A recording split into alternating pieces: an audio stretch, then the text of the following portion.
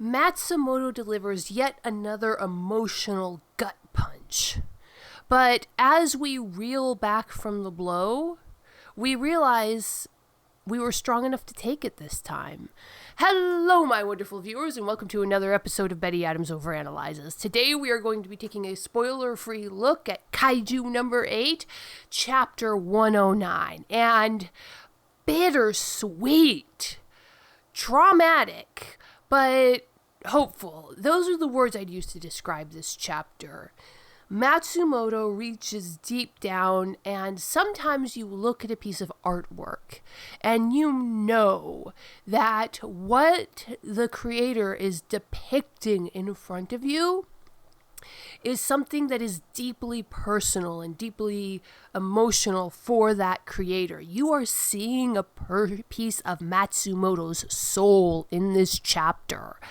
And I don't know if this chapter is going to resonate with a younger audience as much as it did with me, as much as I'm sure it's going to resonate with as much of the audience that is past their mid-30s.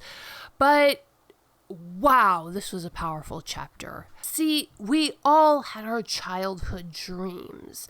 The giant goal we had, whether we wanted to be a firefighter or an astronaut or an NBA player or the world's leading expert on a scientific field that you had no concept in as a child. We all had those dreams. And as the teens tick into the 20s, roll over to the 30s, we realize that we didn't achieve them. And we have these graveyards of dead childhood dreams, and yet in their place, oftentimes we have something that is just so different from what we thought it would be, that those childhood dreams were mostly ignorance, or something that's so much better. Personally, for me, I had the childhood dream of having a doctorate in wildlife ecology, of being one of those people who gets into the bush plane with a tranquilizer gun and captures and tags Siberian tigers and grizzly bears and timber wolves on the ground, doing the gritty research that informs how wildlife is conserved. I wanted to have my pilot's license so I could be the bush pilot guiding the plane. I wanted to be able to do the work with the big charismatic megafauna, the wolves, the moose, the grizzly bears. That was my dream. That was my childhood dream. And I went to college, and I found out that working with the charismatic megafauna is one of the most competitive aspects of the scientific field. I found out that airplane fuel is super expensive, and that I did not have the hand-eye coordination and depth perception to make that really a safe option. Slowly, bit by bit, this dream peeled away. And that childhood dream, that 12-year-old with only a vague understanding of what a wildlife ecologist did, with only a vague understanding of how much you need to sacrifice, how many resources it takes to be that person in the plane with the tranquilizer gun. That was all buried in graves built of reality along the way. But then I look at my life today. I've got 5 books published. I've got a decade of experience working in the national parks.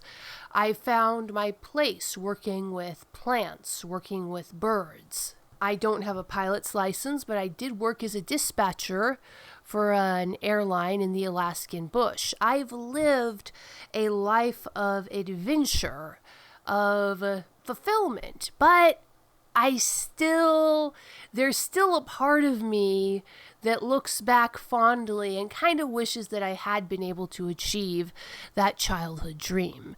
So this chapter, this whole series, everything that Matsumoto has led up to this, it was like that scene in the movie where somebody walks up, a fairly strong character walks up and delivers a gut punch, a swift punch to the gut.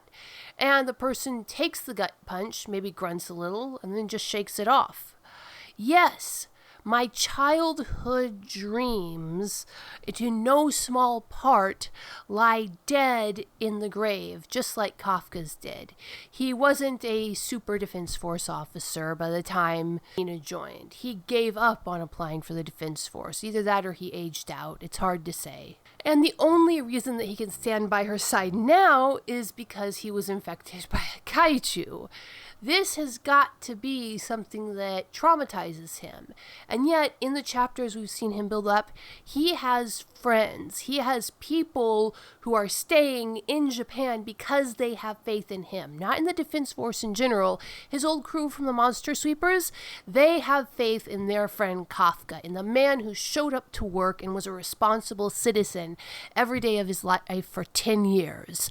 They're staying there, keeping the industry, keeping the streets clear, keeping industry flowing because of Kafka. He has left his mark on so many people by taking care of Reno, not just rescuing him in the moment, but extending to Reno that brotherly compassion and taking care of him, by taking care of Kokoru in the same way.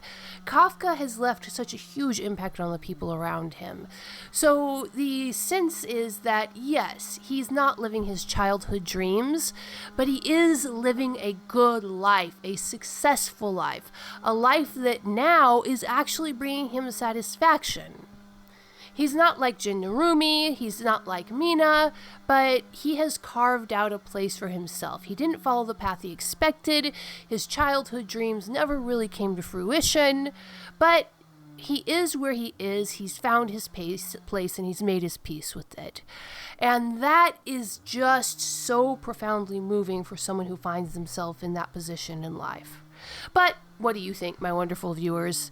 Did you find this chapter as emotionally touching as I did? And did you find it like someone gave you a gut punch, but you were prepared and you were strong enough to take it because maybe all of your childhood dreams are in a graveyard of reality, but hey, you have a good life.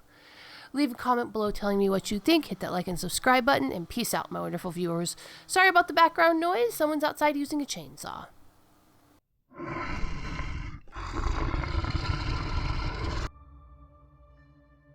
Drake McCarty's leg was shattered, deep in the wilderness. As the flash flood closed over him, something alien pulled him from the waters. A military base that shouldn't exist. An ancient warrior with secrets of his own.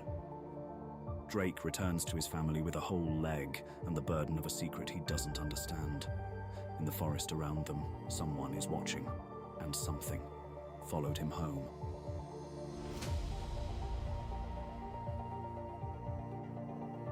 Flying Sparks. 90,000 words of science fantasy adventure. The first novel in the Dying Embers universe is now available on Amazon, Barnes & Noble, Kobo by Rakuten, Google Play Books, and from the author as a signed copy. Get your copy now and step into a world where dragons walk the forest, aliens lurk on the mountain, and things go boomp in the night.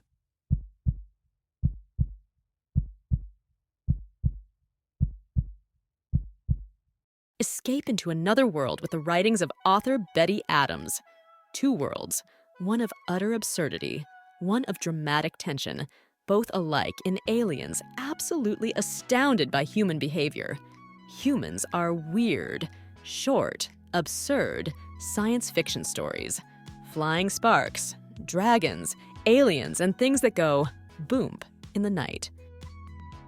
Books available on Amazon, Barnes & Noble, Kobo by Rakuten, Google Play Books, and at authorBettyAdams.com for a signed copy.